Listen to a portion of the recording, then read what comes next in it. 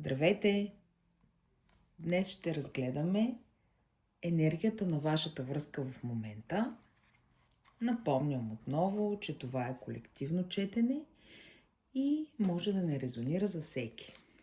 Започваме.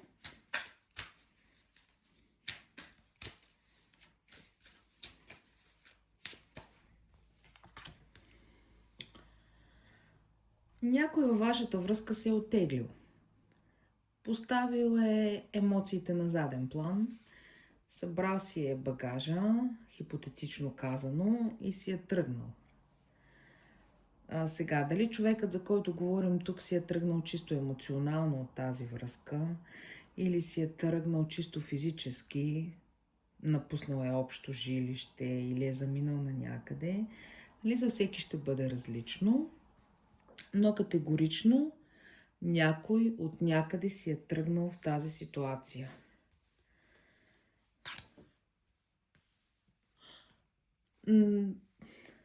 Напуснал е бойното поле в стремежа си да намери умереността, да почувства спокойствието, тишината, да търси баланса, да открие решенията за вашата връзка. Но тук неговото желание е да го направи сам, без да му влияят външни фактори. Дошъл е моментът да преосмисли и се е оттеглил, за да го направи.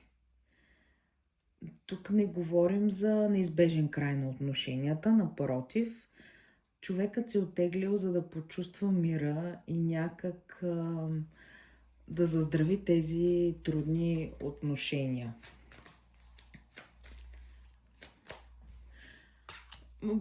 Въпреки трудностите, вие сте най-важната жена в живота на този човек. Възможно е да сте негова съпруга. Възможно е да сте майка на децата му, тук по императрицата. Но каквато и да сте, във всички случаи сте жената начало и край за този човек. Най-важната жена в живота му.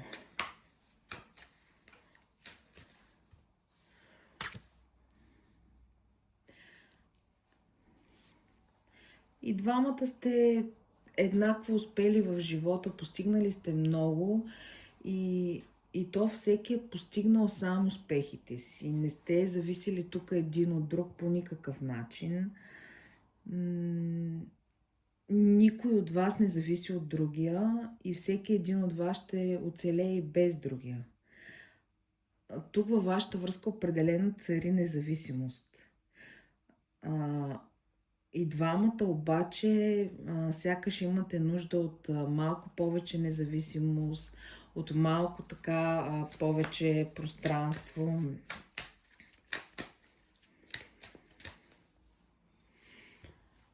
В вашата връзка един от вас, а може и двамата, да говорим и за двамата, поставени сте пред избор. Сега, пак казвам, дали един от вас или и двамата трябва да изберете нещо, само че тук в този случай изборът ще се направи много трудно. Защото един от вас не е наясно със себе си и не знае какво точно иска от тези отношения. И не знае кое на практика е правилният избор. Тук все още е ясна концепция, ясно решение на този етап няма, но пък любов има. Любов има. Някой ще просмисли емоциите си и ще си даде сметка, че въпреки трудностите, всъщност най-важна е любовта.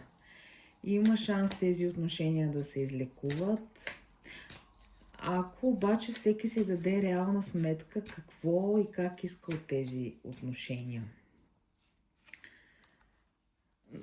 Вашият партньор изпитва носталгия по въпросните отношения, които сте имали един с друг. Спомня си за началото между вас и това е най-топлият му спомен. Това е, което все още го държи в тази връзка.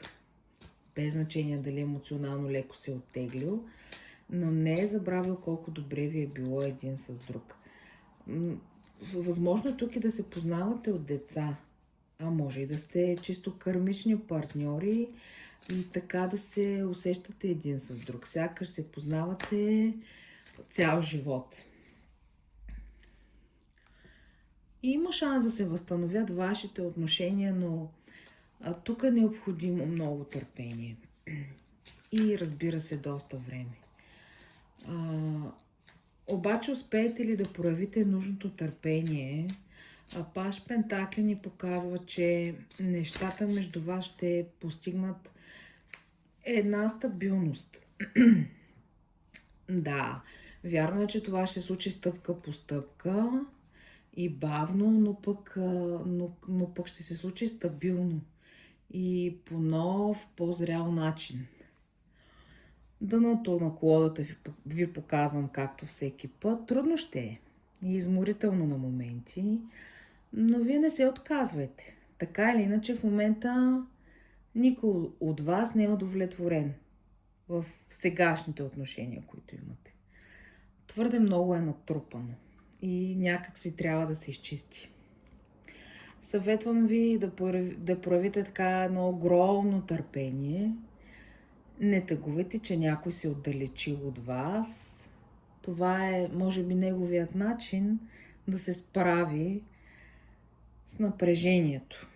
Не се отказвайте от тези отношения, дори в моменти, когато ще изпитвате огромни трудности и ще ви се иска да избягате. Тук има шанс. Дайте време и имайте търпение.